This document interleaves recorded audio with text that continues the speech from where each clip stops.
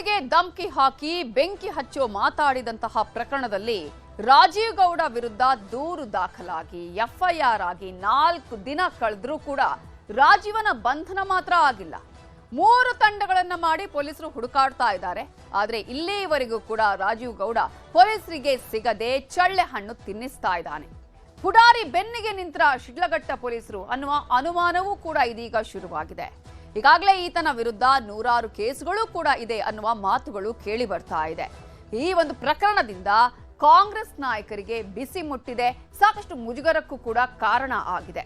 ಈಗ ಈ ವಿಚಾರದಲ್ಲಿ ನಿರೀಕ್ಷಣಾ ಜಾಮೀನಿಗೂ ಕೂಡ ರಾಜೀವ್ ಗೌಡ ಅರ್ಜಿ ಹಾಕಿದ್ದಾನೆ. ಇದೇ ಹೊತ್ತಲ್ಲೇ ಸಿಎಂ ಕ್ಷೇತ್ರದಲ್ಲೇ ಮತ್ತೊಬ್ಬ ಮಹಿಳಾ ಅಧಿಕಾರಿಗೆ ಧಮಕಿ ಹಾಕಿರುವ ಘಟನೆ ಕೂಡ ನಡೆದಿದೆ. ಹಾಗಾದ್ರೆ ಇಡೀ ಪ್ರಕರಣಗಳು ಏನೇನು ಆಗಿದೆ, ಇವೆಲ್ಲದರ ಕಂಪ್ಲೀಟ್ ಡೀಟೇಲ್ಸ್ ಇಲ್ಲಿದೆ.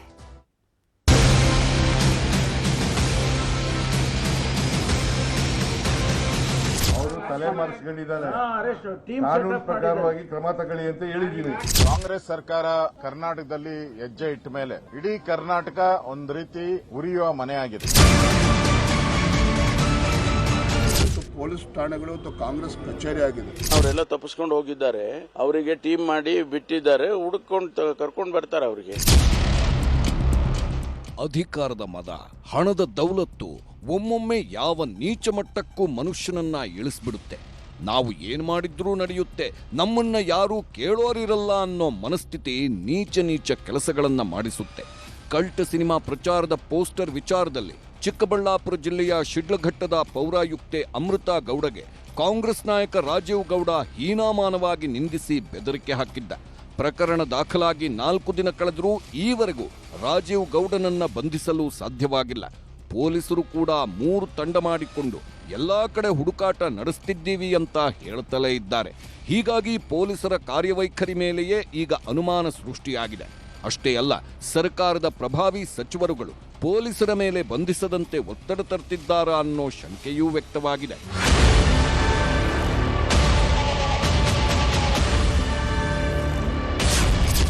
ಕಾಂಗ್ರೆಸ್ ಬಿಜೆಪಿ ಮಧ್ಯೆ ಕಾನೂನು ಸುವ್ಯವಸ್ಥೆ ಸಮರ. ಬಳ್ಳಾರಿ ಶಿಡ್ಲಘಟ್ಟ ಪ್ರಕರಣದಲ್ಲಿ ಮುಗಿಬಿದ್ದ ಕೇಸರಿ ಪಡೆ. ಚಪ್ಪಲಿ ರಾಜೀವ್ ಗೌಡನ ಹುಚ್ಚಾಟ ಬಿಜೆಪಿ ನಾಯಕರಿಗೆ ಬ್ರಹ್ಮಾಸ್ತ್ರ ಸಿಕ್ಕಂತಾಗಿದೆ. ಎಫ್ಐಆರ್ ದಾಖಲಾಗಿ 4 ದಿನವಾದ್ರೂ ಇನ್ನೂ ಬಂಧಿಸಿಲ್ಲ ಅಂತ ಹೋದಲ್ಲಿ ಬಂದಲ್ಲಿ ಕಾಂಗ್ರೆಸ್ ನಾಯಕರ ಮೇಲೆ ಮುಗಿಬೀಳುತ್ತಿದ್ದಾರೆ. ಇದು ಕಾಂಗ್ರೆಸ್ ನಾಯಕರಿಗೆ ಅಕ್ಷರಶಃ ಮುಜುಗರದ ಸನ್ನಿವೇಶ ಎಂಬಂತಾಗಿದೆ. ಈ ವಿಚಾರ ರಾಜ್ಯ ರಾಜಕಾರಣದಲ್ಲಿ ಭಾರೀ ಜಟಾಪಟಿಗೆ ಕಾರಣವಾಗಿದೆ. ರಾಜ್ಯದಲ್ಲಿ ಕಾನೂನು ಸುವ್ಯವಸ್ಥೆ ಸತ್ತು ಸುಣ್ಣವಾಗಿದೆ. ಪೊಲೀಸ್ ಸ್ಟೇಷನ್ಗಳೆಲ್ಲ ಕಾಂಗ್ರೆಸ್ ಕಚೇರಿಗಳಾಗಿವೆ ಅಂತ ಬಿಜೆಪಿಗರು ಆಕ್ರೋಶ ಹೊರಹಾಕಿದ್ದಾರೆ. ಇದಕ್ಕೆ ಕಾಂಗ್ರೆಸ್ ನಾಯಕರು ಕೂಡ ತಿರುಗೇಟು ಕೊಟ್ಟರು. ವಿಳಂಬ ಇಲ್ಲ ರೀ. ಟೀಮ್ ಮಾಡಿ ಅವರೆಲ್ಲ ತಪ್ಪಿಸ್ಕೊಂಡು ಹೋಗಿದ್ದಾರೆ. ಅವರಿಗೆ ಟೀಮ್ ಮಾಡಿ ಬಿಟ್ಟಿದ್ದಾರೆ. ಹುಡುಕೊಂಡು ಕರ್ಕೊಂಡು ಬರ್ತಾರೆ. ಅವರಿಗೆ ವಿಳಂಬ ಅಂದ್ರೆ ಅವರು ತಪ್ಪಿಸ್ಕೊಂಡು ಹೋಗಿರೋರನ್ನ ಹುಡುಕ್ಬೇಕಲ್ವಾ. JDS ಕೇಳ್ಕೊಂಡು ಬಿಜೆಪಿ ಕೇಳ್ಕೊಂಡು ನಾವು ಆಡಳಿತ ಮಾಡ್ತಾ ಇಲ್ಲ. ನಮ್ಮದೇ ಆದಂಥ ರೀತಿಯಲ್ಲಿ ನಾವು ಆಡಳಿತ ಮಾಡ್ತಿದ್ದೀವಿ. ಅವ್ರನ್ನ ಬಂಧನ ಮಾಡ್ತೀವಿ. ನಾನು ಅವತ್ತೇ ಸೂಚನೆ, ಸೇಮ್ ಡೇ ನಾನು ಅವ್ರಿಗೆ ಸೂಚನೆ ಕೊಟ್ಟೆ, ಇಮಿಡಿಯೇಟ್ಲಿ ಅವ್ರನ್ನ ಬಂಧನ ಮಾಡಿ ಅಂತ ಹೇಳಿ. ಬಂಧನ ಮಾಡ್ತಾರೆ. ಕಾಂಗ್ರೆಸ್ ಸರ್ಕಾರ ಕರ್ನಾಟಕದಲ್ಲಿ ಹೆಜ್ಜೆ ಇಟ್ಟ ಮೇಲೆ ಇಡೀ ಕರ್ನಾಟಕ ಒಂದು ರೀತಿ ಉರಿಯುವ ಮನೆಯಾಗಿದೆ. ಎಲ್ಲ ಕಡೆ ಗಲಭೆಗಳು, ರೇಪ್, ಕಳ್ತನ, ದರೋಡೆ, ಶಾಸಕರಿಗೂ ರಕ್ಷಣೆ ಇಲ್ಲದಂತ ಪರಿಸ್ಥಿತಿ ಕರ್ನಾಟಕದಲ್ಲಿ ನಿರ್ಮಾಣ ಆಗಿದೆ. ಈ ಸರ್ಕಾರಕ್ಕೆ ಅದರ ಬಗ್ಗೆ ಏನು ಗಮನನೇ ಕಾಣ್ತಾ ಇಲ್ಲ. ಈ ಸರ್ಕಾರ ಪೂರ್ತಿ ಲಂಚ ತಿನ್ನೋದ್ರಲ್ಲಿ, ಲಂಚ ಹೊಡೆಯೋದ್ರಲ್ಲಿ, ಅಕ್ರಮ ಮಾಡೋದ್ರಲ್ಲಿ, ನಿಗಮಗಳಲ್ಲಿ ಲೂಟಿ ಮಾಡೋದ್ರಲ್ಲಿ, ಅಧಿಕಾರ ಹಸ್ತಾಂತರದಲ್ಲಿ ಇದರಲ್ಲೇ ಮುಳುಗೋಗಿದೆ ಅಂತ ಘಟನೆ ನೋಡ್ರಿ. ಎಲ್ಲ ಸಂದರ್ಭದಲ್ಲಿ ಆಗಿರ್ತದೆ. ಅದನ್ನ ತಂದು ಎಲ್ಲದಕ್ಕೂ ರಕ್ಷಣೆ ಇಲ್ಲ ಅಂತ ಹೇಳಲಿಕ್ಕೆ ಆಗೋಲ್ಲ. ಅವ್ರೇನೋ ಇಂಡಿವಿಜುವಲ್ಗೆ ಘಟನೆ ಆಗಿರ್ಬೋದು, ಜಗಳ ಆಗಿರ್ಬೋದ್ರಿ. ಅದು ಪಕ್ಷಕ್ಕೆ ಇಡೀ ರಾಜ್ಯದಲ್ಲಿ ಇಲ್ಲ ಹೇಳಲಿಕ್ಕಾಗೋಲ್ಲ. ಹಾಗೆ ಅಲ್ಲಿ ಸಂಬಂಧ ಇರ್ತೈತಿ. ಅವ್ರು ಸಂಬಂಧಪಟ್ಟವ್ರು ಏನರ ಕಂಪ್ಲೇಂಟ್ ಕೊಟ್ಟರೆ ಆಕ್ಷನ್ ಆಗುತ್ತೆ. ಅಲ್ಲಿಗೆ ಸೀಮಿತವಾಗಿರುವಂತ ವಿಚಾರ ಅಷ್ಟೇ ಇರೋದು. ಇಡೀ ರಾಜ್ಯಕ್ಕೇನು ಆಗಿದ್ದಲ್ಲ. ಕಾಂಗ್ರೆಸ್ ಸರ್ಕಾರದ ಬಗ್ಗೆ ಜನ ತೂಚಿ ಅಂತ ಉಗಿತಾ ಇದ್ದಾರೆ. ಈ ಅಯೋಗ್ಯರು ಕಾಂಗ್ರೆಸ್ ಮಾತು ಕಟ್ಕೊಂಡು ಜನ ಇವತ್ತು ಮೋಸ ಹೋಗಿದ್ದಾರೆ. ರಾಜ್ಯದಲ್ಲಿ ಇವತ್ತು ಕಾನೂನು ಸುವ್ಯವಸ್ಥೆ ಸಂಪೂರ್ಣವಾಗಿ ಹದಗೆಟ್ಟಿರುವಂತದ್ದು.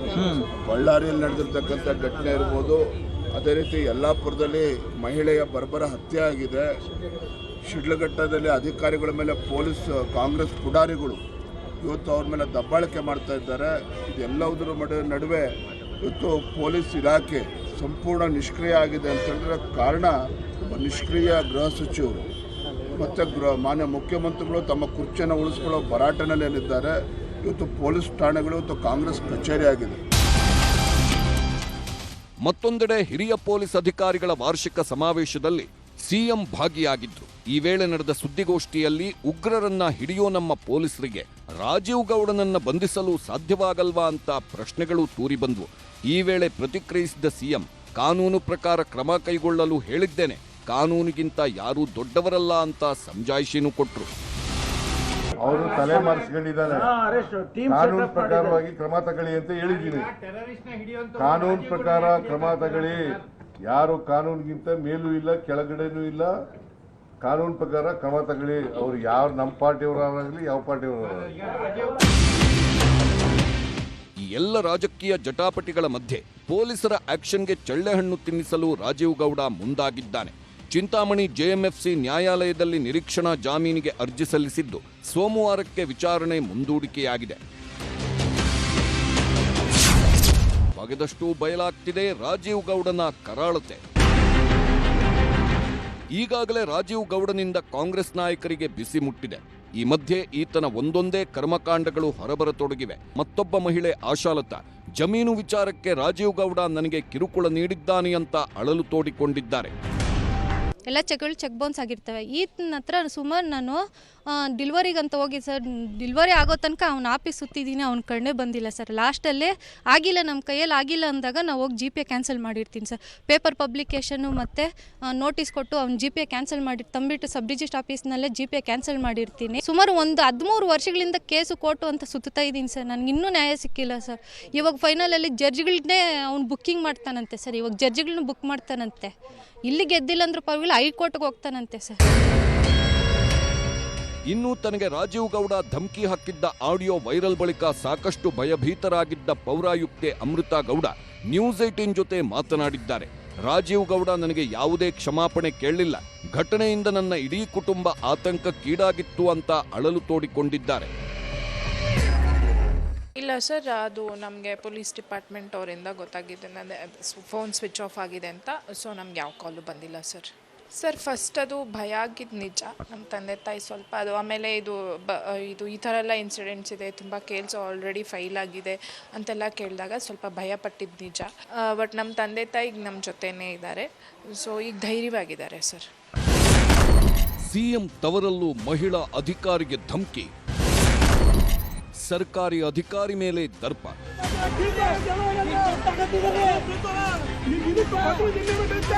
ಶಿಡ್ಲಘಟ್ಟ ಪ್ರಕರಣ ರಾಜ್ಯದಲ್ಲಿ ಅಲ್ಲೋಲ ಕಲ್ಲೋಲ ಸೃಷ್ಟಿ ಮಾಡಿದೆ. ಈ ಘಟನೆ ಮಾಸುವ ಮುನ್ನವೇ ಸಿಎಂ ಸಿದ್ದರಾಮಯ್ಯ ಕ್ಷೇತ್ರದಲ್ಲೇ ಮಹಿಳಾ ಅಧಿಕಾರಿಗೆ ಧಮಕಿ ಹಾಕಲಾಗಿದೆ.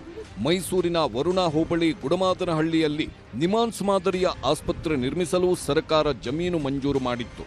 ಅಲ್ಲದೆ ಇದು ಸಿಎಂ ಸಿದ್ದರಾಮಯ್ಯನವರ ಕನಸಿನ ಯೋಜನೆ ಕೂಡ ಆಗಿದೆ.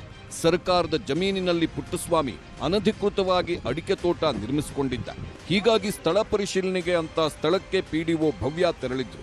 ಈ ವೇಳೆ ಪುಟ್ಟಸ್ವಾಮಿ ಮಹಿಳೆ ಅನ್ನೋದನ್ನು ನೋಡದೆ ಅವಾಚ್ಯವಾಗಿ ನಿಂದಿಸಿದ್ದೂ ಅಲ್ಲದೆ ಹಲ್ಲೆಗೆ ಮುಂದಾಗಿದ್ದಾನೆ. ಇಷ್ಟಕ್ಕೆ ಸುಮ್ಮನಾಗದೆ ಆ ವ್ಯಕ್ತಿ ಮೊಬೈಲ್ ಕಿತ್ಕೊಂಡು ದೃಶ್ಯ ಡಿಲೀಟ್ ಮಾಡೋಕ್ಕೂ ಯತ್ನಿಸಿದ್ದಾನೆ.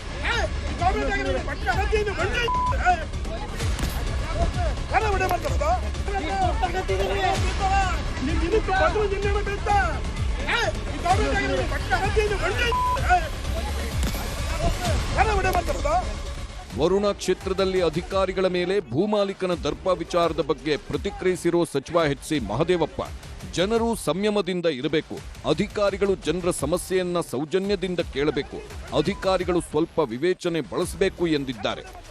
ಜನರು ಸಂಯಮದಿಂದ ಇರಬೇಕು, ಅಧಿಕಾರಿಗಳು ಜನರ ಸಮಸ್ಯೆಗಳನ್ನು ಸೌಜನ್ಯದಿಂದ ಕೇಳಬೇಕು, ಬಗೆಹರಿಸೋದನ್ನು ಮಾಡಿಕೊಡ್ಬೇಕು.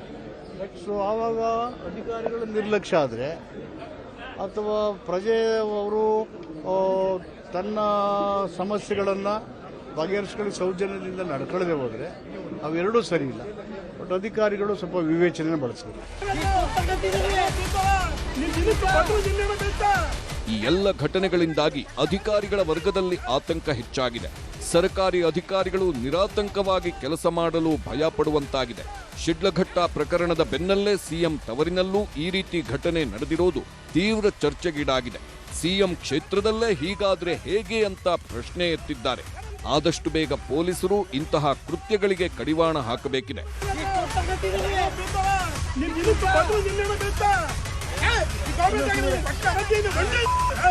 Bureau report, news 18.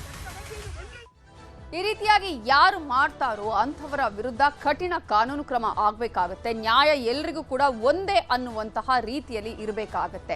ಈಗಾಗಲೇ ಜನಸಾಮಾನ್ಯರಿಗೊಂದು ನ್ಯಾಯನ, ಪ್ರಭಾವಿಗಳಿಗೊಂದು ನ್ಯಾಯನ ಅನ್ನುವಂತಹ ಪ್ರಶ್ನೆಯನ್ನ ಹುಟ್ಟುಹಾಕುವ ರೀತಿಯಲ್ಲಿ ಈಗ ನಡೆದುಕೊಳ್ತಾ ಇರೋದನ್ನ ಗಮನಿಸ್ತಾ ಇದ್ರೆ ಸರ್ಕಾರದ ಮೇಲೆ ಕೂಡ ಎಲ್ಲೋ ಒಂದ್ ಕಡೆ ಅಪನಂಬಿಕೆ ಬರುತ್ತೆ. ಸರ್ಕಾರ ಈ ವಿಚಾರದಲ್ಲಿ ಪ್ರಾಮಾಣಿಕವಾದಂತಹ ವರ್ತನೆಯನ್ನ ತೋರಿಸಬೇಕಾಗಿದೆ. ಇದುವೇ ಸಾರ್ವಜನಿಕರ ಆಗ್ರಹ. ಸಾರ್ವಜನಿಕರು ಕೂಡ ಇಂತಹ ಸಂದರ್ಭದಲ್ಲಿ ಮಹಿಳಾ ಅಧಿಕಾರಿಗಳಿಗೆ ಧಮಕಿ ಹಾಕುವ ವಿಚಾರ ಬಂದಾಗ ಸ್ವಲ್ಪ ಎಚ್ಚರಿಕೆಯಿಂದ ಇರೋದು ಒಳಿತು. ಏನು ಮುಂದಿನ ಸುದ್ದಿಯನ್ನ ನೋಡೋಣ. ಇದೆಲ್ಲ ಕ್ರಿಕೆಟ್ ಪ್ರೇಮಿಗಳಿಗೆ ಬಹಳ ಖುಷಿಯ ವಿಚಾರ, ಶುಭ ಸುದ್ದಿ. ಚಿನ್ನಸ್ವಾಮಿಗೆ ಹಿಡಿದಿದ್ದ ಗ್ರಹಣ ಅಂತ್ಯ. ಬೆಂಗಳೂರಲ್ಲಿ IPL ಶುರು. RCB ಹಬ್ಬ. ರಾಜಧಾನಿಯಲ್ಲಿ ಮರುಕಳಿಸಲಿದೆ ಗತವೈಭವ. ಚಿನ್ನಸ್ವಾಮಿಯಲ್ಲೇ IPL.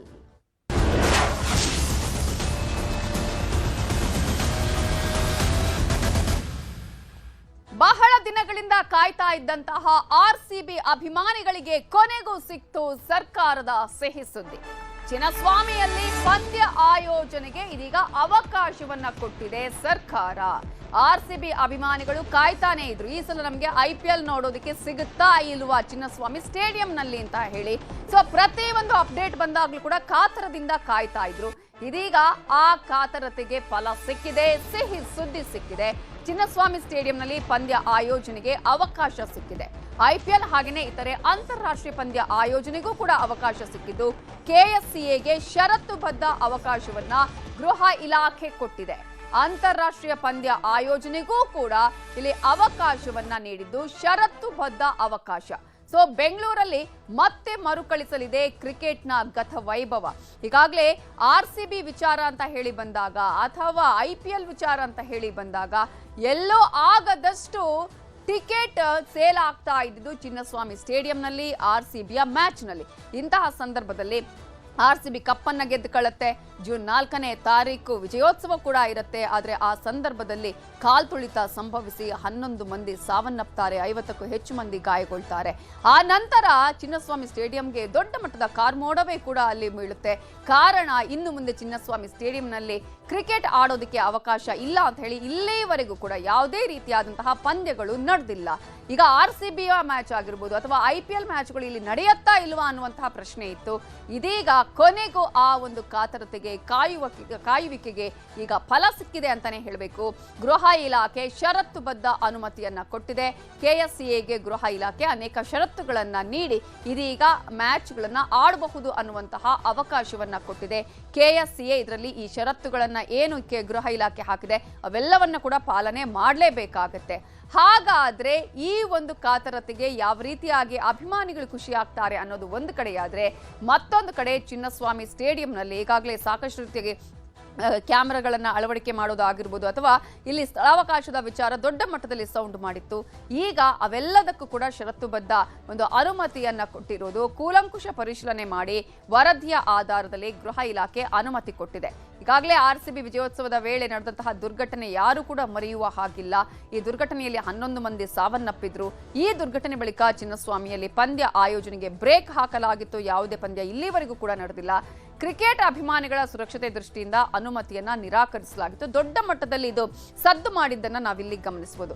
ಇದರ ಬಗ್ಗೆ ಅಧ್ಯಯನಕ್ಕೆ ಸಮಿತಿಯನ್ನು ಕೂಡ ಸರ್ಕಾರ ರಚನೆ ಮಾಡಿತ್ತು. GBA ಆಗಿರ್ಬೋದು, ಅಗ್ನಿಶಾಮಕ ದಳ, BWSSB ಅಧಿಕಾರಿಗಳು ಕೂಡ ಪರಿಶೀಲನೆಯನ್ನ ಮಾಡಿದ್ರು. ಇದೀಗ ಈ ಪರಿಶೀಲನೆ ಎಲ್ಲ ಮುಗಿದ ಬಳಿಕ ಸರ್ಕಾರಕ್ಕೆ ವರದಿಯನ್ನ ಸಲ್ಲಿಸಿದ್ರು ಸಮಿತಿಯವರು. ಪೊಲೀಸ್ ಇಲಾಖೆಯಿಂದಲೂ ಕೂಡ ಗೃಹ ಇಲಾಖೆ ವರದಿಯನ್ನ ಪಡೆದಿತ್ತು.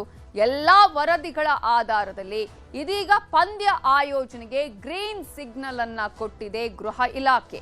RCB ಆಡಳಿತ ಮಂಡಳಿ ಕೂಡ ಪಂದ್ಯ ಆಯೋಜನೆಗೆ ಇದೀಗ ಉತ್ಸುಕತೆಯನ್ನ ಹೊಂದಿದ್ದು ಈಗಾಗಲೇ ನಿನ್ನೆಯಷ್ಟೇ ಇದರ ಬಗ್ಗೆ ನಿರ್ಧಾರವನ್ನ ಪ್ರಕಟಿಸಿದ್ದಂತಹ ಆರ್ಸಿಬಿ ಆಡಳಿತ ಮಂಡಳಿ 300ರಿಂದ 350 ಎಐ ಕ್ಯಾಮೆರಾ ಅಳವಡಿಕೆಗೂ ಕೂಡ ಮನವಿಯನ್ನ ಮಾಡಿತ್ತು.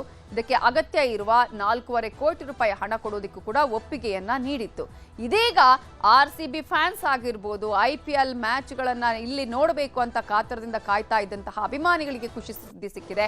ಆದ್ರೆ ಈಗ ಇರುವಂತಹ ಪ್ರಶ್ನೆ ಇಲ್ಲಿ ಈಗಾಗಲೇ ನಾವು ಗಮನಿಸಬೇಕಾಗತ್ತೆ, ಯಾರು ವಿನ್ ಅನ್ನ ಅಥವಾ ಟ್ರೋಫಿಯನ್ನು ಎತ್ಕೊಳ್ತಾರೋ ಅವರೇ ಆ ಒಂದು ಮೊದಲ ಪಂದ್ಯ ಆಡೋದಕ್ಕೆ ಇದೀಗ ಅವಕಾಶ ಚಿನ್ನಸ್ವಾಮಿ ಸ್ಟೇಡಿಯಂನಲ್ಲಿ ನಡೆಯುತ್ತಾ.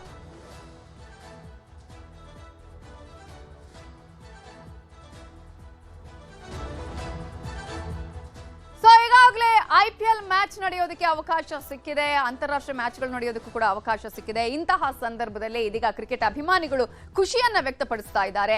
ಚಿನ್ನಸ್ವಾಮಿಯಲ್ಲಿ IPL ಪಂದ್ಯಗಳು ಪುನರಾರಂಭಕ್ಕೆ ಗ್ರೀನ್ ಸಿಗ್ನಲ್ ಸಿಕ್ಕಿರೋದ್ರ ಮೂಲಕ ಈಗ ಕ್ರಿಕೆಟ್ ಅಭಿಮಾನಿಗಳು ಬಹಳ ಖುಷಿಯನ್ನ ವ್ಯಕ್ತಪಡಿಸ್ತಾ ಇದ್ದಾರೆ. ಕಾರಣ ಮ್ಯಾಚ್ ಇಲ್ಲಿ ನಡೆಯುತ್ತಾ ಇಲ್ವಾ ಅನ್ನುವಂತಹ ಪ್ರಶ್ನೆಗಳೇ ಇತ್ತು. ಕೂಲಂಕುಷ ಪರಿಶೀಲನೆಯನ್ನ ಮಾಡಿದ ನಂತರ ಆ ಒಂದು ಸಮಿತಿ ಕೊಟ್ಟಂತಹ ವರದಿಯ ಆಧಾರದಲ್ಲಿ ಇದೀಗ ಗೃಹ ಇಲಾಖೆ ಕೊನೆಗೂ ಅನುಮತಿಯನ್ನ ಕೊಟ್ಟಿದೆ ಚಿನ್ನಸ್ವಾಮಿ ಸ್ಟೇಡಿಯಂನಲ್ಲಿ ಮ್ಯಾಚ್ ಅನ್ನ ಆಡೋದಕ್ಕೆ. ಈಗಾಗಲೇ ಎಲ್ಲಾ ವಿಭಾಗಗಳ ಅಧಿಕಾರಿಗಳು ಕೂಡ ಅಲ್ಲಿ ಸಮಿತಿಯನ್ನ ಮಾಡಿದಂತಹ ಸಂದರ್ಭದಲ್ಲಿ ಮಾಹಿತಿಯನ್ನ ಕೊಟ್ಟಿದ್ರು. ಈಗ ಕಳೆದ ವರ್ಷ ಆರ್ಸಿಬಿ ವಿಜಯೋತ್ಸವದ ಸಂದರ್ಭದಲ್ಲಿ ಅಂತ ಹೇಳಿದ್ರೆ ಜೂನ್ 4ನೇ ತಾರೀಕು ನಡೆದಂತಹ ವಿಜಯೋತ್ಸವದ ಸಂದರ್ಭದಲ್ಲಿ ಕಾಲ್ತುಳಿತ ಸಂಭವಿಸಿತ್ತು. ಆ ಒಂದು ಕಾಲ್ತುಳಿತದಲ್ಲಿ 11 ಮಂದಿ ಸಾವನ್ನಪ್ಪಿದ್ರು, 50ಕ್ಕೂ ಹೆಚ್ಚು ಮಂದಿ ಗಾಯಗೊಂಡಿದ್ರು. ಇಡೀ ಒಂದು ದೇಶ ಮಾತ್ರ ಅಲ್ಲ, ವಿದೇಶದಲ್ಲೂ ಕೂಡ ಈ ವಿಚಾರ ಸಾಕಷ್ಟು ಸುದ್ದಿಯಾಗಿತ್ತು, ಚರ್ಚೆಗೂ ಕಾರಣ ಆಗಿತ್ತು. ಅಲ್ಲಿ ಯಾವ ಕಾರಣಕ್ಕಾಗಿ ಅವಕಾಶವನ್ನು ನೀಡಲಾಗುತ್ತೆ ಅನ್ನುವಂತಹ ಪ್ರಶ್ನೆಯನ್ನ ಕೂಡ ಹುಟ್ಟು ಹಾಕಿತ್ತು. ಈ ದುರ್ಘಟನೆ ಆದ ಬಳಿಕ ಚಿನ್ನಸ್ವಾಮಿ ಸ್ಟೇಡಿಯಂನಲ್ಲಿ ಒಂದೇ ಒಂದು ಪಂದ್ಯ ಆಯೋಜನೆ ಆಗಿರಲಿಲ್ಲ, ಒಂದೇ ಒಂದು ಮ್ಯಾಚ್ ನಡೆದಿಲ್ಲ. ಈ ಒಂದು ಪಂದ್ಯಗಳ ಆಯೋಜನೆಗೂ ಕೂಡ ಬ್ರೇಕ್ ಹಾಕಲಾಗಿತ್ತು. ಕಾರಣ ಕ್ರಿಕೆಟ್ ಅಭಿಮಾನಿಗಳ ಸುರಕ್ಷತೆ ದೃಷ್ಟಿಯಿಂದ ಅನುಮತಿಯನ್ನ ನಿರಾಕರಿಸಲಾಗಿತ್ತು. ಆದರೆ ಆ ಎಲ್ಲ ಕಾಯುವಿಕೆಗೂ ಕೂಡ ಇದೀಗ ಫಲ ಸಿಕ್ಕಿದೆ. ಕಾರಣ ಚಿನ್ನಸ್ವಾಮಿ ಸ್ಟೇಡಿಯಂನಲ್ಲಿ ಮ್ಯಾಚ್ ನಡೆಯೋದಕ್ಕೆ ಗೃಹ ಇಲಾಖೆ ಅನುಮತಿಯನ್ನ ಕೊಟ್ಟಿದೆ. ಈ ಒಂದು ಅನುಮತಿ ಸಿಗಬೇಕು ಅಂತ ಹೇಳಿದ್ರೆ ಸಾಕಷ್ಟು ರೀತಿಯಾದಂತಹ ಇದರ ಹಿಂದೆ ಪೂರ್ವಭಾವಿಯಾಗಿ ಸಭೆಗಳಾಗಿದೆ, ಜೊತೆಗೆ ಅಲ್ಲಿಯ ವರದಿಗಳಾಗಿದೆ, ಅಧ್ಯಯನಗಳು ಕೂಡ ಆಗಿದೆ. ಅಧ್ಯಯನಕ್ಕೆ ಅಂತಾನೆ ಸಮಿತಿಯನ್ನ ಸರ್ಕಾರ ರಚನೆ ಕೂಡ ಮಾಡಿತ್ತು. ಆ ಸಮಿತಿ ಅಧ್ಯಯನ ಮಾಡಿ ವರದಿಯನ್ನ ನೀಡಿದ ಬಳಿಕ ಅದರಲ್ಲೂ ಕೂಡ ಪ್ರಮುಖವಾಗಿ ಎಲ್ಲಾ ಇಲಾಖೆಗಳಲ್ಲಾಗಿರ್ಬೋದು, GBA ಆಗಿರ್ಬೋದು, ಅಗ್ನಿಶಾಮಕ ದಳ ಆಗಿರ್ಬೋದು, BWSSB ಅಧಿಕಾರಿಗಳು ಅವರು ಕೂಡ ಬಂದು ಪರಿಶೀಲನೆ ಮಾಡಿದ್ದಾರೆ. ಈ ಸಮಿತಿಯಲ್ಲಿ ಅವರ ಆ ಒಂದು ಡಿಪಾರ್ಟ್ಮೆಂಟ್ನವರು ಕೂಡ ಇದ್ರು. ಅಷ್ಟು ಮಾತ್ರ ಅಲ್ಲ, ಪೊಲೀಸ್ ಇಲಾಖೆಯವರು ಕೂಡ ಇದ್ರು. ಆ ನಂತರ ಇವೆಲ್ಲರ ಅಭಿಪ್ರಾಯಗಳನ್ನು ಪಡೆದುಕೊಂಡ ನಂತರ ಪರಿಶೀಲನೆಯನ್ನು ನಡೆಸಿ ಸರ್ಕಾರಕ್ಕೆ ಸಮಿತಿ ವರದಿಯನ್ನ ಕೂಡ ಸಲ್ಲಿಸುತ್ತೆ. ಆ ವರದಿಯಲ್ಲಿ ಒಂದಷ್ಟು ಅಂಶಗಳನ್ನ ಅಲ್ಲಿ ಮೆನ್ಷನ್ ಮಾಡಲಾಗುತ್ತೆ. ಆ ಅಂಶಗಳನ್ನ ಗಮನದಲ್ಲಿ ಇಟ್ಟುಕೊಂಡ್ರೆ ಇನ್ನೂ ಕೂಡ ಗೃಹ ಇಲಾಖೆ ಪರ್ಮಿಷನ್ ಕೊಡುತ್ತಾ ಇಲ್ವಾ ಅನ್ನುವಂತಹ ಆತಂಕವೇ ಇತ್ತು. ಏನಾಗತ್ತೆ ಅನ್ನುವಂತಹ ಕುತೂಹಲ ದಿನದಿಂದ ದಿನಕ್ಕೆ ಕ್ರಿಕೆಟ್ ಪ್ರೇಮಿಗಳು ಕಾಯ್ತಾನೆ ಇದ್ರು. ಆದ್ರೆ ಇದೀಗ ಕ್ರಿಕೆಟ್ ಪ್ರೇಮಿಗಳಿಗೆ ಬಹಳ ಖುಷಿಯ ವಿಚಾರ ಅಂತ ಹೇಳಿದ್ರೆ ವರದಿಗಳ ಆಧಾರದಲ್ಲಿ ಪಂದ್ಯವನ್ನ ಆಯೋಜನೆ ಮಾಡೋದಕ್ಕೆ ಗೃಹ ಇಲಾಖೆ ಗ್ರೀನ್ ಸಿಗ್ನಲ್ ಅನ್ನ ಕೊಟ್ಟಿದೆ. ಹಾಗಂದ ಮಾತ್ರಕ್ಕೆ ಹೇಗ್ ಬೇಕಾದ್ರೂ ಮ್ಯಾಚ್ ಅನ್ನ ನಡೆಸಬಹುದಾ ಅಂತ ನೀವು ಕೇಳಬಹುದು. ಖಂಡಿತ ಇಲ್ಲ.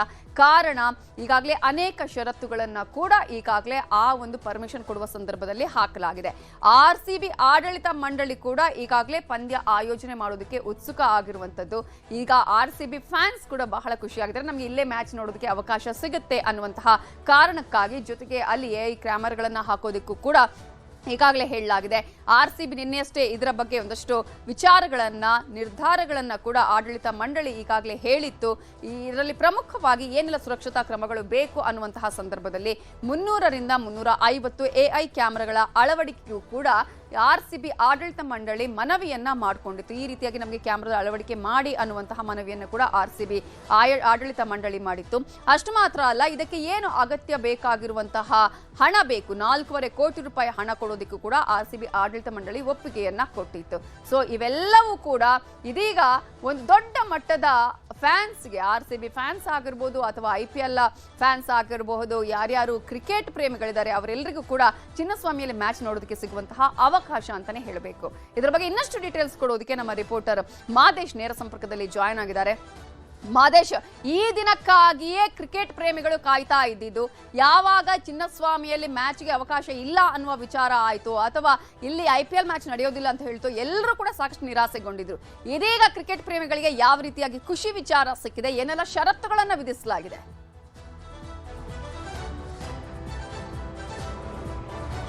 ನವಿತಾ, ಜೂನ್ 4 ಅಂದರೆ ಕಳೆದ ವರ್ಷ ಜೂನ್ 4ರ ಕಾಲ್ತುಳಿತ ಘಟನೆ ಆದಮೇಲೆ ಚಿನ್ನಸ್ವಾಮಿ ಸ್ಟೇಡಿಯಂನಲ್ಲಿ ಯಾವುದೇ ರೀತಿಯಾದಂತಹ ಪಂದ್ಯಗಳನ್ನು ನಡೆಸೋದಕ್ಕೆ ಪೊಲೀಸ್ ಇಲಾಖೆ ಅಥವಾ ಸರ್ಕಾರ ಎರಡೂ ಕೂಡ ಅವಕಾಶವನ್ನು ಕೊಡಲಿಲ್ಲ. ಯಾಕಂದರೆ 2025ರ ಜೂನ್ 4ರಂದು ಸಾಕಷ್ಟು ಕರ್ತವ್ಯ ಲೋಪ ಆಗಿತ್ತು. ಜೊತೆಗೆ ಅಲ್ಲಿ ಒಂದಷ್ಟು ಬಂದೋಬಸ್ತ್ ವ್ಯವಸ್ಥೆಯನ್ನು ಕರೆಕ್ಟಾಗಿ ಕಲ್ಪಿಸಿರಲಿಲ್ಲ. ಜೊತೆಗೆ 11 ಜನರ ಸಾವಿನ ತನಿಖೆಯನ್ನು ನಡೆಸುವಂಥ ಸಂದರ್ಭದಲ್ಲಿ ಅಲ್ಲಿ KSE ಆಗಿರ್ಬೋದು ಮತ್ತು RCB ಮ್ಯಾನೇಜ್ಮೆಂಟ್ ಮತ್ತು DNA ಸಾಕಷ್ಟು ಲೋಪಗಳು ಕೂಡ ಕಂಡುಬಂದಿತ್ತು. ಈ ಒಂದು ವಿಚಾರ ಹೈಕೋರ್ಟ್ನಲ್ಲೂ ಕೂಡ ಪ್ರಸ್ತಾಪ ಆಗುವಂಥ ಕೆಲಸವನ್ನು ಮಾಡಿತ್ತು. ಅಂದರೆ ತನಿಖೆಯ ಸಂದರ್ಭದಲ್ಲಿ ಸಾಕಷ್ಟು ಲೋಪಗಳು ಕೂಡ ಕಂಡು ಬಂದಿತ್ತು, ಸರಿಯಾದಂತಹ ಪ್ಲಾನಿಂಗನ್ನು ಮಾಡ್ಕೊಂಡಿಲ್ಲ ಅಂತೇಳಿ ತನಿಖೆ ವೇಳೆ ಗೊತ್ತಾಗಿತ್ತು. ಹೀಗಾಗಿ ಆ ಒಂದು ಘಟನೆಯ ನಂತರ ಯಾವುದೇ ರೀತಿಯಾದಂಥ ಮ್ಯಾಚ್ಗಳನ್ನು ಚಿನ್ನಸ್ವಾಮಿಯಲ್ಲಿ ನಡೆಸೋದಕ್ಕೆ ಸರ್ಕಾರ ನಿರಾಕರಣೆ ಮಾಡುವಂಥ ಕೆಲಸವನ್ನು ಮಾಡಿತ್ತು. ಅದಾದಮೇಲೆ ಪದೇ ಪದೇ ಚಿನ್ನಸ್ವಾಮಿಯಲ್ಲಿ ಮ್ಯಾಚ್ ನಡೆಸೋದಕ್ಕೆ ಅನುಮತಿ ಕೋರಿ KSE ಸರ್ಕಾರಕ್ಕೆ ಮತ್ತು ಪೊಲೀಸರಿಗೆ ಮನವಿಯನ್ನು ಮಾಡುವಂಥ ಕೆಲಸಕ್ಕೆ ಮುಂದಾಗಿತ್ತು. ಇದ್ರ ಬಗ್ಗೆ ಪರ್ಮಿಷನ್ ಕೊಡಬೇಕಾ ಬೇಡವಾ ಅನ್ನೋದಕ್ಕೆ ಸಂಬಂಧಪಟ್ಟಂತೆ ಸರ್ಕಾರ ಒಂದು ಸಮಿತಿಯನ್ನು ಕೂಡ ರಚನೆ ಮಾಡುವಂಥ ಕೆಲಸವನ್ನು ಮಾಡಿತ್ತು. ಆ ಒಂದು ಸಮಿತಿ ನೀವು ಹೇಳಿದ ಹಾಗೆ ಒಂದಷ್ಟು ಅಧ್ಯಯನ ಮಾಡಿ, ಜೊತೆಗೆ ಕಳೆದ ಬುಧವಾರ ಇದಕ್ಕೆ ಸಂಬಂಧಪಟ್ಟಂತೆ ಒಂದು ಸಭೆಯನ್ನು ಕೂಡ ಮಾಡುವಂಥ ಕೆಲಸವನ್ನು ಮಾಡಲಾಗಿತ್ತು. ನಗರ ಪೊಲೀಸ್ ಆಯುಕ್ತರಾದಂತಹ ಸೀಮಂತ್ ಕುಮಾರ್ ಸಿಂಗ್ ಅವರಾಗಿರ್ಬೋದು, ಮತ್ತು GBA ಅಧಿಕಾರಿಗಳು, ಅಗ್ನಿಶಾಮಕ ಸಿಬ್ಬಂದಿ ಮತ್ತು ಬೇರೆ ಬೇರೆ ಇಲಾಖೆಯ ಅಧಿಕಾರಿಗಳು ಕೂಡ ಆ ಒಂದು ಸಭೆಯಲ್ಲಿ ಭಾಗಿಯಾಗಿದ್ದರು. ಇಲ್ಲಿ ಪ್ರಮುಖ ವಿಚಾರಗಳನ್ನು ಚರ್ಚೆ ಮಾಡುವಂಥ ಕೆಲಸವನ್ನು ಮಾಡಲಾಗಿತ್ತು. ಯಾಕಂದರೆ ಇಲ್ಲಿ ಈಗ ಪರ್ಮಿಷನ್ ಕೊಡಬೇಕೋ ಬೇಡವೋ ಅನ್ನುವಂಥದ್ದು, ಏನೆಲ್ಲ ಸೆಕ್ಯೂರಿಟಿ ಮೆಜರ್ಸನ್ನು ತೆಗೆದುಕೊಳ್ಬೇಕಾಗಿತ್ತು ಅನ್ನುವಂಥ ವಿಚಾರಕ್ಕೆ ಸಂಬಂಧಪಟ್ಟಂತೆ ಸ್ಟಾಪ್ ಮಾಡಲಾಗಿತ್ತು. ಯಾಕಂದರೆ ಆ ಒಂದು ಕಳೆದ ಬಾರಿ ನಡೆದಂಥ ಒಂದು ದುರಂತದಲ್ಲಿ ಸೆಕ್ಯೂರಿಟಿ ವಿಚಾರವಾಗಿ ಸಾಕಷ್ಟು ಫೇಲ್ಯೂರ್ ಇರೋ ಕಾರಣದಿಂದ 11 ಜನರ ಜೀವ ಅಲ್ಲಿ ಹೋಗಬೇಕಾಯಿತು. ಹೀಗಾಗಿ ಒಂದು ವೇಳೆ ಮುಂದೆ ಪರ್ಮಿಷನ್ ಕೊಟ್ಟರೆ ಏನೆಲ್ಲ ವ್ಯವಸ್ಥೆಗಳನ್ನು ಮಾಡ್ಕೊಳ್ಬೇಕಾಗುತ್ತೆ, ಅಲ್ಲಿ ಯಾರ್ಯಾರ ಜವಾಬ್ದಾರಿ ಏನೆಲ್ಲ ಆಗಿರುತ್ತೆ. ಅಂದರೆ ಈ ಒಂದು ಟೂರ್ನಿ ನಡಿಬೇಕಂದ್ರೆ ಲಕ್ಷಾಂತರ ಜನ ಒಂದು ಕ್ರಿಕೆಟನ್ನು ನೋಡೋದಕ್ಕೆ ಬರ್ತಾರೆ. ಬೇರೆ ಬೇರೆ ರಾಜ್ಯಗಳಿಂದಲೂ ಕೂಡ ಬೆಂಗಳೂರಿಗೆ ಬಂದು ಕ್ರಿಕೆಟನ್ನು ನೋಡುವಂಥ ಕೆಲಸವನ್ನು ಮಾಡ್ತಾರೆ. ಅದರಲ್ಲೂ ಕೂಡ IPL ಸಂದರ್ಭದಲ್ಲಿ ಲೆಕ್ಕಕ್ಕೆ ಸಿಗದಷ್ಟು ಜನ ಬಂದು ಪಂದ್ಯವನ್ನು ವೀಕ್ಷಣೆಗೆ ಬರ್ತಾರೆ. ಹೀಗಾಗಿ ಯಾರ ಒಂದು ಜವಾಬ್ದಾರಿ ಏನಿರುತ್ತೆ, ಯಾರೆಲ್ಲ ಏನು ಜವಾಬ್ದಾರಿಯನ್ನು ಮಾಡ್ಕೊಳ್ಬೇಕಾಗುತ್ತೆ, ಜೊತೆಗೆ ಅಲ್ಲಿ KSE ಆಗಿರ್ಬೋದು, RCB ಆಗಿರ್ಬೋದು, ಮತ್ತು ಅಲ್ಲಿ ಭದ್ರತಾ ಸಿಬ್ಬಂದಿ ಏನಿರ್ತಾರೆ. ಯಾಕಂದರೆ ಕಳೆದ ಬಾರಿ ಕರೆಕ್ಟಾಗಿ ಇವರು ಟಿಕೆಟ್ನ ವಿಚಾರವಾಗಿ ಪ್ರಸ್ತಾಪ ಮಾಡದಂಥ ವಿಚಾರ ಆಗಿರ್ಬೋದು, ಮತ್ತು ಗೇಟ್ನಲ್ಲಿ ಕರೆಕ್ಟ್ ಆದಂಥ ವ್ಯವಸ್ಥೆಯನ್ನು, ಅಂದರೆ ಗೇಟ್ ಓಪನ್ ಮಾಡುವಂಥದ್ದು, ಕ್ಲೋಸ್ ಮಾಡುವಂಥ ವಿಚಾರ ಆಗಿರ್ಬೋದು, ಈ ರೀತಿಯಾದಂಥ ಒಂದಷ್ಟು ವಿಚಾರಗಳಿಂದ ಈ ಒಂದು ಕಾಲ್ತುಳಿತ ಘಟನೆ ಸಂಭವಿಸಿತ್ತು ಅಂತೇಳಿ ವರದಿಯಲ್ಲಿ ಉಲ್ಲೇಖ ಮಾಡುವಂಥ ಕೆಲಸವನ್ನು ನ್ಯಾಯಾಧೀಶರಾದಂತಹ ಕುನ್ನಾ ಅವರ ಒಂದು ಸಮಿತಿ ಕೂಡ ವರದಿಯನ್ನು ಸಲ್ಲಿಕೆ ಮಾಡುವಂಥ ಕೆಲಸವನ್ನು ಮಾಡಿತ್ತು. ಅವೆಲ್ಲವೂ ಕೂಡ ಮೊನ್ನೆ ನಡೆದ ಒಂದು ಸಭೆಯಲ್ಲಿ ಪ್ರಸ್ತಾಪ ಆಗಿತ್ತು. ಅದಕ್ಕೆ ಸಂಬಂಧಪಟ್ಟಂತೆ ಒಂದು ವೇಳೆ ಅವಕಾಶವನ್ನು ಕೊಟ್ಟರೆ ಏನೆಲ್ಲ ಸೇಫ್ಟಿ ಮೆಜರ್ಸನ್ನು ತೆಗೆದುಕೊಳ್ಳಲಾಗುತ್ತೆ ಅಂತೇಳಿ KSEಗೆ ಒಂದಷ್ಟು ಪ್ರಶ್ನೆ ಮಾಡುವಂಥ ಕೆಲಸವನ್ನು ಸಮಿತಿ ಮಾಡಿತ್ತು. ಆ ಒಂದು ವಿಚಾರಕ್ಕೆ ಸಂಬಂಧಪಟ್ಟಂತೆ ಈ ಮುಂಚೆ ಆದಂಥ ತಪ್ಪುಗಳು ಯಾವೂ ಕೂಡ ಆಗೋದಿಲ್ಲ. ಜೊತೆಗೆ ಕಳೆದ ಬಾರಿ ಆದಂಥ ಘಟನೆಯಿಂದ ಸಾಕಷ್ಟು ವಿಚಾರವನ್ನು ನಾವು ಎಚ್ಚೆತ್ತುಕೊಂಡಿದ್ದೇವೆ. ಏನೆಲ್ಲ ಎಷ್ಟು ಜನರನ್ನು ನಾವು ಪೊಲೀಸ್ ಬಂದೋಬಸ್ತನ್ನು ನಾವು ಕಮ್ಯುನಿಕೇಷನ್ ಮಾಡಬೇಕಾಗುತ್ತೆ. ಯಾಕಂದರೆ ಕಳೆದ ಬಾರಿ ಆದಂತಹ ಸಂದರ್ಭದಲ್ಲಿ ಪೊಲೀಸರ ಜೊತೆ ಸರಿಯಾದಂತಹ ನಿಕಟ ಸಂಪರ್ಕವನ್ನು KSE ಆಗಿರ್ಬೋದು ಮತ್ತು RCB ಮ್ಯಾನೇಜ್ಮೆಂಟ್ ಕೂಡ ತಂದ್ಕೊಂಡಿರಲಿಲ್ಲ. ಆ ಒಂದು ಮಿಸ್ಟೇಕ್ನಿಂದ ಈ ಒಂದು ಘಟನೆ ಕೂಡ ಆಗಿತ್ತು. ಪೊಲೀಸರಿಗೂ ಕೂಡ 2 ಕಡೆ ಕಾರ್ಯಕ್ರಮ ಇದ್ದಂಥ ಸಂದರ್ಭದಲ್ಲಿ ಅಷ್ಟು ಜನರನ್ನ ನಿಭಾಯಿಸೋದ್ರಲ್ಲಿ ಪೊಲೀಸರು ಕೂಡ ಫೇಲ್ ಆಗಿದ್ರು. ಹೀಗಾಗಿ ಮುಂದೆ ಪಂದ್ಯ ನಡೆದ್ರೆ ಯಾವ ರೀತಿಯಾಗಿ ಪೊಲೀಸರ ಜೊತೆ ಕಮ್ಯುನಿಕೇಷನ್ ಇರಬೇಕು, ಅಗ್ನಿಶಾಮಕ ಡಿಪಾರ್ಟ್ಮೆಂಟ್ನಿಂದ ಯಾವ ರೀತಿ ಕಮ್ಯುನಿಕೇಷನ್ ಇರಬೇಕು, ಅಲ್ಲಿ ಎಷ್ಟು ಜನರಿಗೆ ಒಳಗಡೆ ಸೀಟಿನ ವ್ಯವಸ್ಥೆ ಇರಬೇಕು, ಮತ್ತೆ ಎಂಟ್ರಿ ಎಕ್ಸಿಟ್ ಯಾವ ರೀತಿ ಇರಬೇಕು, ಎಲ್ಲದಕ್ಕೂ ಕೂಡ ಏನೆಲ್ಲ ಮ್ಯಾನ್ಯುವಲ್ನ ಪ್ರಕಾರ ಯಾವ ರೀತಿಯಾಗಿ ಒಂದಷ್ಟು ರೂಲ್ಸ್ಗಳನ್ನು ತಯಾರು ಮಾಡ್ಕೊಳ್ಬೇಕು. ಜೊತೆಗೆ ಈಗಾಗಲೇ ಏನೆಲ್ಲ ಪ್ಲಾನಿಂಗನ್ನು ಮಾಡ್ಕೊಂಡಿದ್ದಾರೆ, ಅಂದರೆ ಕಳೆದ ಬಾರಿ ಆಗಿದ್ದಂಥ ಮಿಸ್ಟೇಕ್ಗಳೇನು ಆಗದಂತೆ ಮುನ್ನೆಚ್ಚರಿಕೆಗಳನ್ನು ಏನೆಲ್ಲ ವಹಿಸಲಾಗಿದೆ, ಅಂದರೆ ಎಷ್ಟು ಸೀಟ್ಗಳಿರಬೇಕು, ಟಿಕೆಟ್ ವ್ಯವಸ್ಥೆಯನ್ನು ಯಾವ ರೀತಿ ಮಾಡ್ಕೋಬೇಕು, ಎಲ್ಲ ವಿಚಾರಗಳನ್ನು KSE ಪ್ರಸ್ತಾಪ ಮಾಡುವಂಥ ಕೆಲಸವನ್ನು ಮಾಡಿತ್ತು. ಜೊತೆಗೆ RCB ಮ್ಯಾನೇಜ್ಮೆಂಟ್ನ ಜೊತೆ ನಾವು ಪ್ರತಿ ಸಲವೂ ಕೂಡ ಕಮ್ಯುನಿಕೇಷನ್ನಲ್ಲಿದ್ದೀವಿ.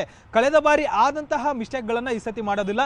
ಪ್ರತಿಯೊಂದು ಮ್ಯಾಚ್ಗೂ ಕೂಡ ವ್ಯವಸ್ಥಿತವಾಗಿ ಮಾಡ್ಕೊಳ್ತೇವೆ, ಮತ್ತು ಪ್ರತಿಯೊಂದು ವಿಚಾರವನ್ನು ಕೂಡ ಪೊಲೀಸರಿಗೆ ನಾವು ಇನ್ಫಾರ್ಮನ್ನು ಮಾಡ್ತೀವಿ ಅಂತೇಳಿ ಆ ಒಂದು ಸಭೆಯಲ್ಲಿ ಹೇಳುವಂಥ ಕೆಲಸವನ್ನು ಮಾಡಿದರು. ಹೀಗಾಗಿ ಒಂದಷ್ಟು ಷರತ್ತುಬದ್ಧ ವಿಚಾರಗಳನ್ನ ಷರತ್ತುಬದ್ಧವಾಗಿ ಈಗ ಅನುಮತಿ ನೀಡುವಂಥ ಕೆಲಸವನ್ನು ಸರ್ಕಾರ ಮಾಡಿದೆ. ಮುಂದಿನ ಹಂತದಲ್ಲಿ ಆ ಒಂದು ಷರತ್ತುಗಳು ಯಾವುವು ಏನು ಅನ್ನೋದಕ್ಕೆ ಸಂಬಂಧಪಟ್ಟಂತೆ KSE ಮಾಧ್ಯಮಗೋಷ್ಠಿಯನ್ನು ನಡೆಸಿ ವಿಚಾರವನ್ನು ಪ್ರಸ್ತಾಪ ಮಾಡಲಿದೆ. Ravitha, thank you Madesh ಡೀಟೇಲ್ಸ್ಗೆ.